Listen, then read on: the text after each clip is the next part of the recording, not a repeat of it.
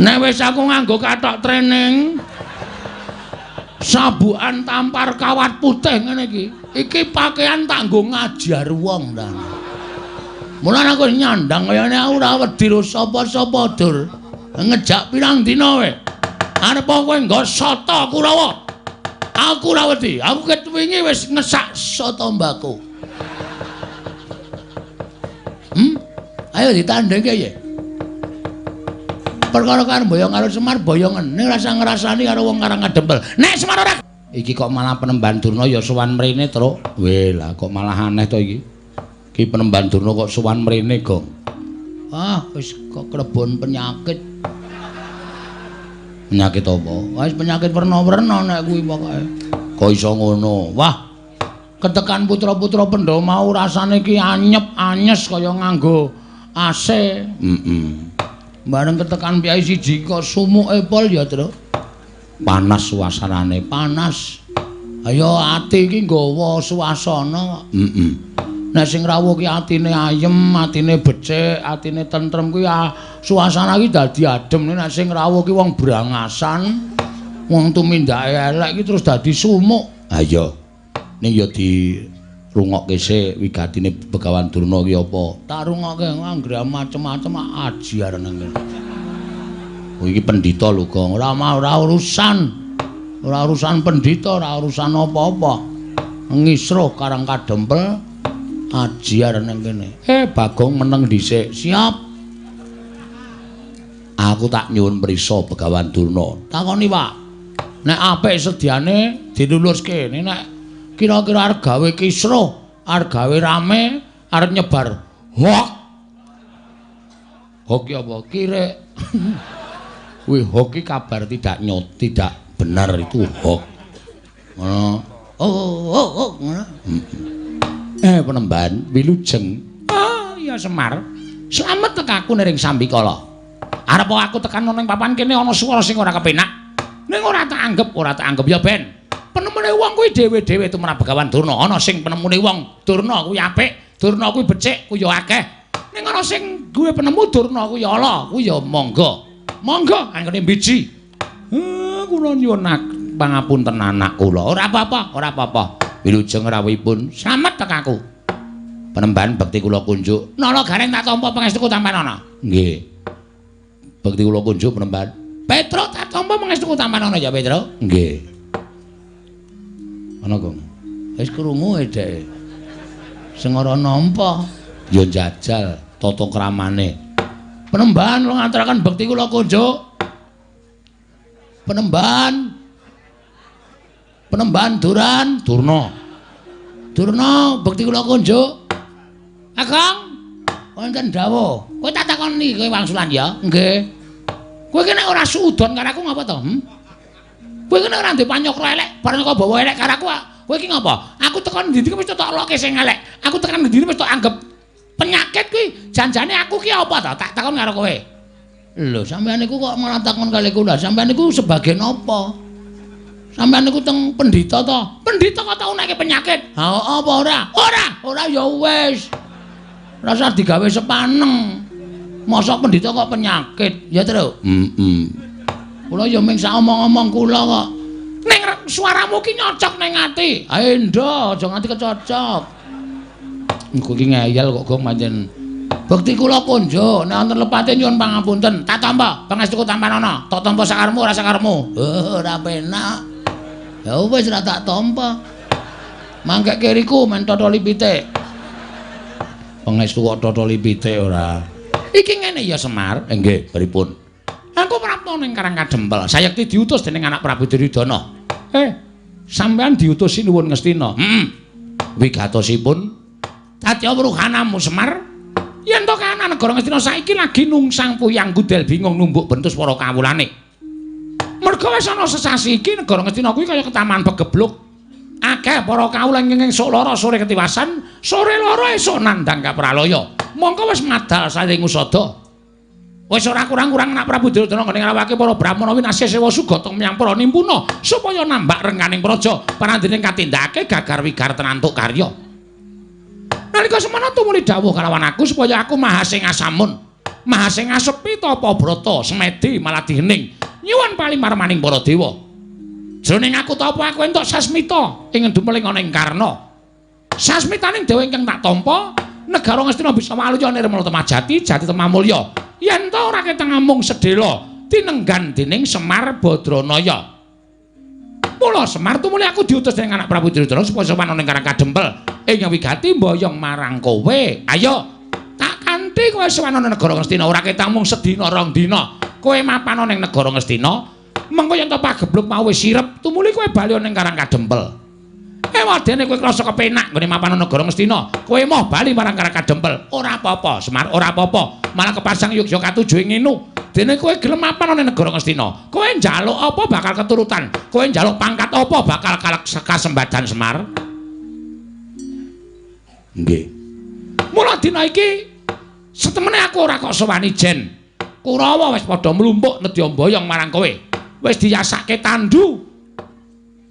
Saka ing Karang Kadempel tekan negara Ngastina kowe ora bakal dijak mlaku, nanging bakal ditandu, dianggep wong sing wigati, wong sing bakal gawe padang negara Ngastina. Ayo, dina iki mangkat Semar. Mengko upama kowe wis bisa gawe padang negara Ngastina, balimu kowe bakal disangoni 7 gerobak Mas Pices Raja Brana. Kuwi nek menggo mbangun omah kowe iso tingkat 400. Apa ora moncer kowe? Kowe tekan Karang Kadempel tumuli lemah kiwa tengene tok tuku kabeh, tok deki pendopo. Ora kok kaya omahmu saiki iki aku kok ngenes banget to Semar. Saprahe kowe melu para Pandhawa iki kok rumangsaku Pandhawa ora gatekke karo uripmu coba. Ya bener omahmu pendopo. Ning kok payone kok ana gendeng, ana seng, ana plastik. Iki pendopo model apa aku tak takon karo kowe. Mongko nalika semono aku sowan mrene iki udakara wis 5 taun kepungkur. Lincakmu ya ora ganti-ganti. Lincak kok campur karo telek pitik. Kowe kuwi abdining Pandhawa. Lah kok uripmu ora mingsra babar blas. Mbok ya golek kamuktening lair to Semar. Golek derajat, golek pangkat, golek brana picis, golek bondo donya dienggo nyukupi marang uripmu ning alam padang. Ning nek kowe gelem sowan ana negara Ngastina, iki bakal malik grembyang amung diutung 3 kedheping paningal. Kowe sowan negara Ngastina 2 dina 3 dina bali dikanteni 7 gerobak Mas Picis Raja Brana, mutiara inten jamrut hergeni. Kabeh bakal dipasrahke marang kowe. Tekan Karang Kadempel tok dudah sak karung wae, mongko saben sak gerobak isine 40 karung. Kuwi 7 karung. Petungan. Ayo pikirin, apa kowe ora blereng? Kowe buka sak karung wae iso to nggo tuku lemah 4.000 hektar. Wis, tok deki omah 350 meter. Yasa stadion bal-balan. Yasa apa wae kowe bakal kelakon. Kowe tuku tumpakan kereta kencana tinarik jiaran cacah 8 ya kelakon. Kowe ora mung nganggo jarik sing sarwa luwuk kaya ngono kuwi. Ah, kathokmu training ireng. Le tuku nang nggon wayangan to kuwi. Ketara mereke ora terkenal. Semar kok nganggo training tulisane SD Kali Bawang.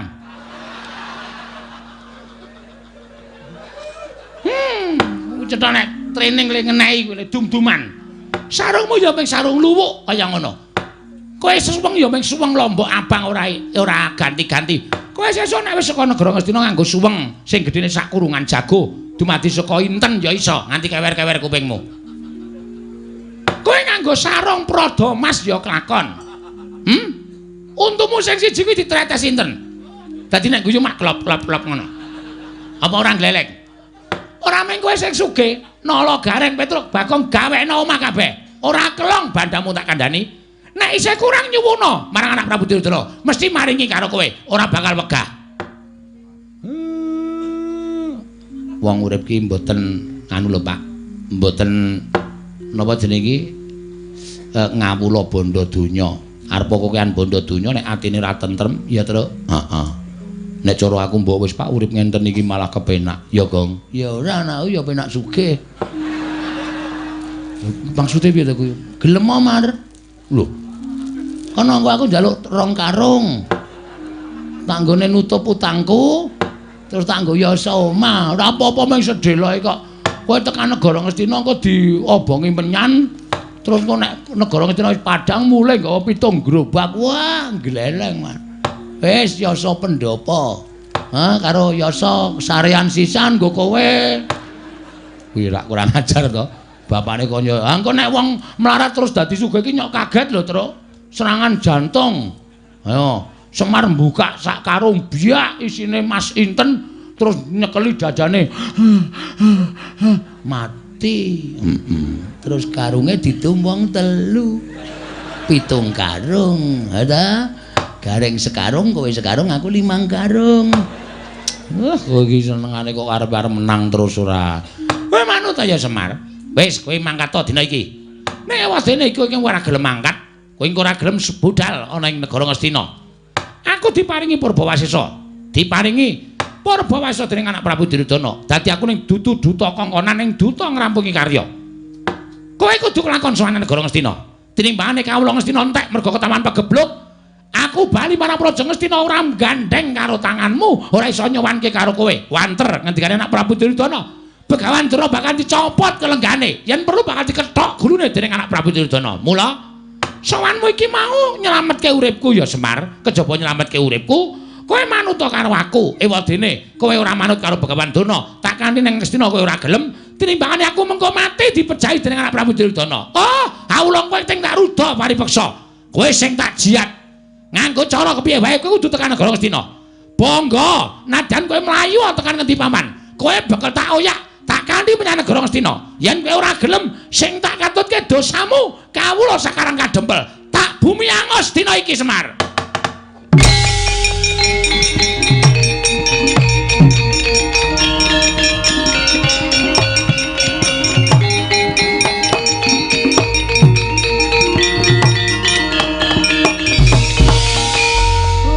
Bagong ngarep ngopo? Sik, Mar.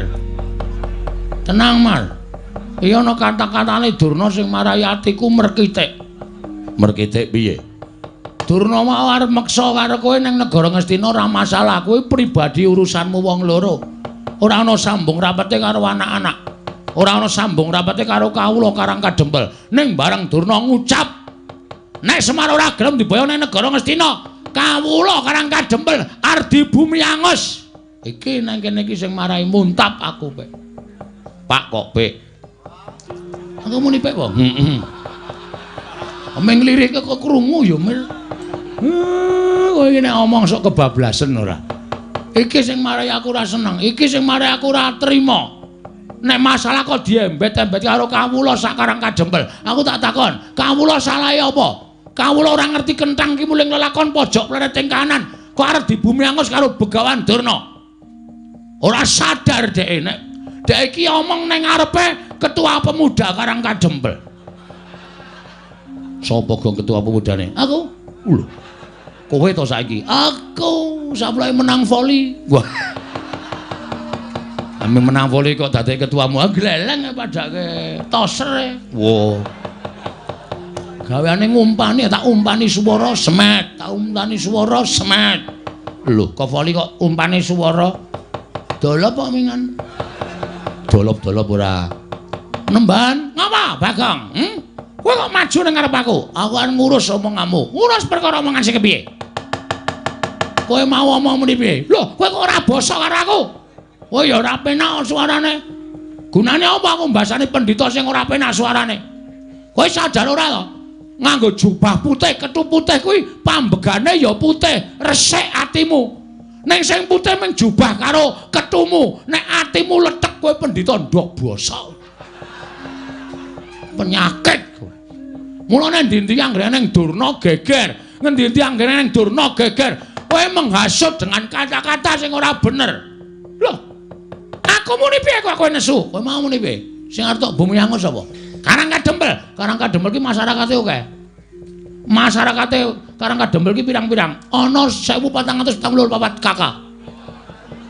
Nek 1444 KK kuwi tok bumi angus, berarti kowe mateni wong pirang-pirang. Kowe mateni wong pirang-pirang. Kowe jagal menungsa kowe, Dur. Hah? Kowe udu pendhita kowe. Kowe pembunuh kowe. Kowe ora wangon kowe nganggo sandangan pendhita. Nek arep mboyong Semar, aja nyangkut-nyangkut karo masyarakat Karang Kadempel. Aku nesu ngene iki ora mbelani bapak. Ning sing tak belani Karang Kadempel. Iki bumi wutah getihku. Iki bumi kelahiranku. Bumi yang kaya dengan adat budaya yang ada di Nusantara. Iki ngapa ya Bagonge ngapa ya caitan ora. Nesu kok dadi deklamasi. Dadi nek bumiku iki arep tok ganggu gawe. Aku ora ikhlas, Dur. Aku ora ikhlas. Nek aku wis muni ora ikhlas, rawe-rawe rantas malang-malang tak putung. Ora nyawang kowe iki derajate apa? Ora nyawang kowe iki derajate pendhita. Nameng arep gawe geger, arep gawe rusak. Ajange diadane Bagong. Wah, edian Bagong. Ora usah cerewet kowe. Iya. Ajange diadane Bagong. Enteni nang kene. Nang ndi, Gong? Salin. Wah.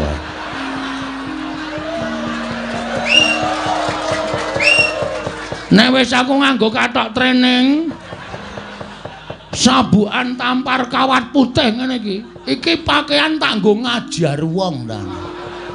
Mulane aku nyandang kaya ngene aku ora wedi sapa-sapa, Dur. Ngejak pirang dina wae. Arep kowe nggo soto Kurawa. Aku ora wedi. Aku ketwingi wis ngesak soto mbako.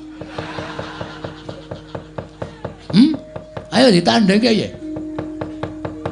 Perkara karo boyong karo Semar boyongen ning rasa ngrasani karo wong Karangkadempel. Nek Semar ora gelem tak boyong ning Karangkadempel. Utawa tak boyong ning negara Ngastina. Oh, kawula Karangkadempel kene tak bumi angos tenan Bagong. Iki sing dadi masalah. Ngrampungke ora ning kene. Ayo, golek papan sing jembar. Golek papan sing jembar. Bagong ki wong kulino gelut. Tandane, Kowe ngerti ra? Terminal Deksoi gentone iki.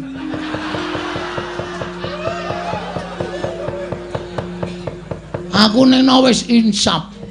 Aku wis ora manggon ning kono mergo aku wis tutuk lekku edan cara mbiyen. Dadi nek arep golek masalah karo aku ketangga kowe, Dur. Lho, nek ngono kowe wani karo Durna. Genawe susul klambi kok ora wani piye? Wis nganggo training kaya ngene kok. Iki nek nggo nendang iki ora bakal suwek. Hah? Wong wis suwek ket wingi kok. Heeh. Ha iya ngono kok. Wah, iso mlebu tangan. Mula aku nek kukur-kukur kok penake ora jamak-jamak. Anggere turu tak kukur kaya kejar-kejar. Dapure ora. Hah? Mula ana bedhekan bakso apa sing paling enak? Ya kuwi bakso dikukur esuk-esuk. Tak printeng dasmu lho, Gong, kowe iki omongane ora. Ayo, nendi pampanane terkati. Oh, Bagong pepalange Bengawan Durna. Ora minggal ayo, metu coba. Ayo, tak tutke Bengawan Durna.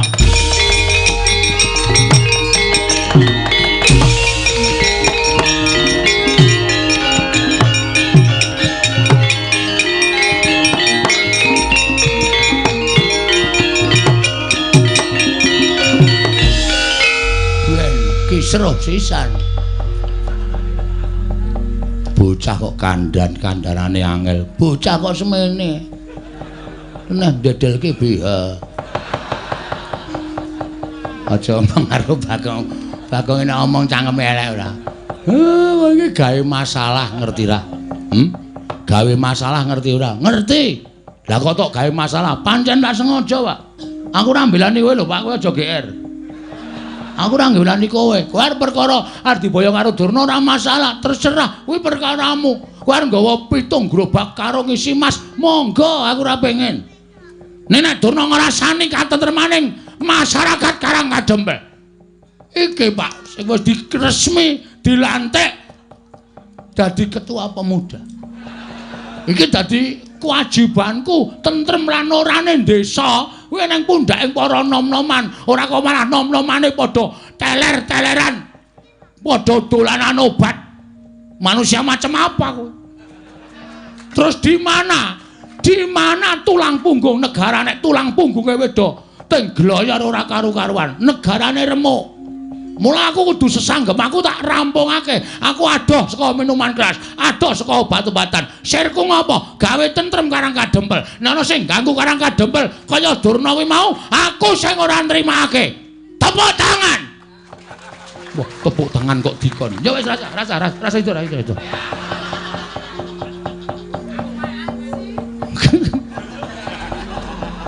Ya, bocah kok senengane gawe heboh lho. Heboh nek ra heboh nek ra dadi senengi. Aku dadi kangeni mayang sewengi ra metu bagonge ditakokke.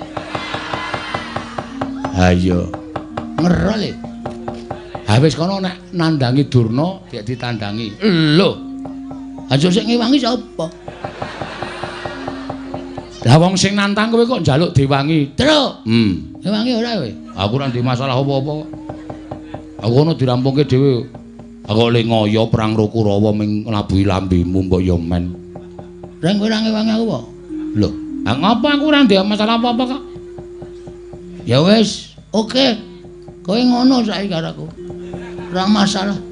Dikira aku terus ming semendhe karo kekuwatanmu apa, Truk? Dumeh kowe anake Semar sing dhuwur dhewe, sing jangkae amba dhewe, sing kekuwatane gedhe dhewe. Kowe tak suwuni tulung nyingkirke memala karang kadempele wangsulamu kaya ngono. Oke. Tak titani omonganmu esuk sore iki. Asli aku tak titani. Wah, anggere kowe njaluk tulung, Gong. Iki, Gong. Tak preke omongan. Wis ora sambung karo kowe aku. Gus, apa? Sampeyan sayang mboten kali kula? Lho, kowe iki abdiku, Bagong. Mongko kowe abdi sing paling nyenengke. Ngamarta ki nek ora ana kowe ming ana Gareng karo Petruk karo bapakmu ki ora gayeng. Ning nek ana kowe dadi gayenge ora jamak-jamak. Ngamarta dadi kaya kebak kabagian. Betul. Terus mengenai hal seperti ini, sing endi? Durna niki wau lho. Pun kula tantange. Sing nantang Durna sapa kula? Sampeyan prisa to? Iya, aku ngerti. Lah terus napa sampeyan mboten ngewangi kula? Lho, Bagong, kowe arep gelut karo Durna to? Nggih. Aja kuwatir, aku sing ngrampungi. Kok njur ngambung barang. Saking seneng kowe. Daratasena apa? Kowe sampeyan sayang kula mboten? Ora. Mbok sayang yo. Lah piye kon ngajar Kurawa? Wis kowe lungguh sing kepenak. Engko Kurawa tak jotosane. Asik. Ndara Gatotkaca. Piye Bagong? Kula dipotoli sirahe. Yo, aja kuwatir potolane. Wong sik drat-dratan langsung dicabut wae. Yo. Ben rusak ora iso didandani. Yo. Ndara Antarja, apa Bagong? Kula disemburi kabeh. Yo, semburane. Ben do mlonyo awake men do mundur saka areng kadempel. Yo, engko nek Durna mangkano maju perang krubut wong pirang-pirang. Yo, aja kuwatir. Ndara Bimanyu, apa Bagong? Sampeyan tahu to? Pas ngelak nika kula goleke unjukan mlayu aduh banget nganti kula gembrobyos. Iya. Pas teng-tengah alas kelingan to? Iya. Pas pados Wahyu Cakraning ra? Iya. Dados pendhita? Iya. Kelingan mboten? Kelingan. Berarti lelabuhan kula gedhe tumrap sampeyan. Ora bakal tak lalekake. Saniki kula nek ke taman kanan kaya ngene iki panjenengan pripun? Aja kuwatir aku mbelani kowe. Sip. Ora butuh kowe nyok. Wala edan yo. Bagong ngrayu sapa-sapa kok ya iso to ya. Padhake ora butuh kowe, Truk, ora butuh Gareng. Iki lho rekan-rekanku. Wis siap nandingi para Sata Kurawa. Ngoten. Awong ya urung do mangkat kok. Kaya kowe iki bombong-bombongo. Oh iya ya. Niki lajeng mangkat methuke Kurawa njeng napa? Lho, aku manut kowe. Kowe iki ketua pemuda to. Aku manut ketuane. Oke, ketua pemuda memerintahkan anak-anak Pandhawa Buddha sekarang menemui. Aduh kok. Lho, ana apa? Anu Sata Kurawa. Dibuat mundur. Pukul mundur para Sata Kurawa. Mangkat saiki, Bagong. Buddha samrika ngestoke dawuh, Bagong.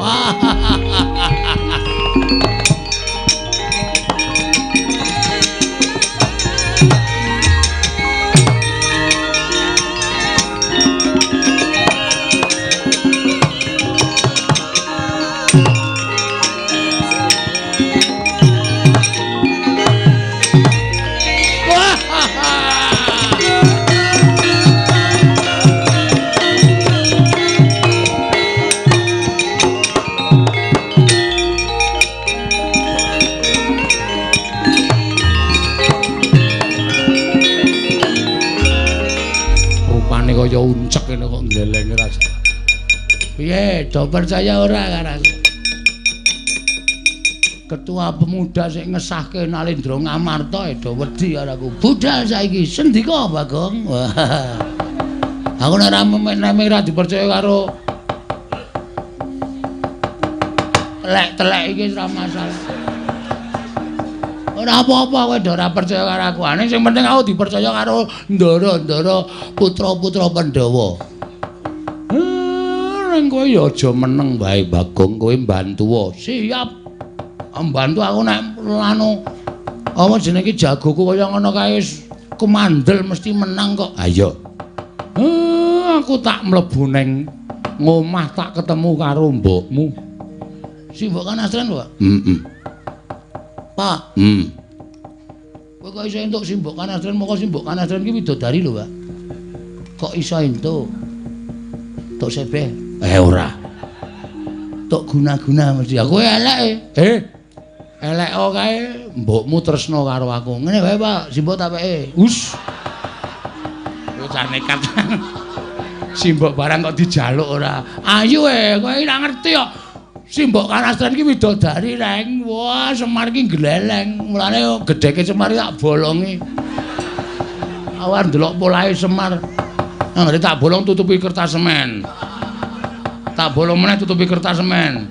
Tak uncek ra kena tutupi triplek keparatran. Bocah kok kurang ajar.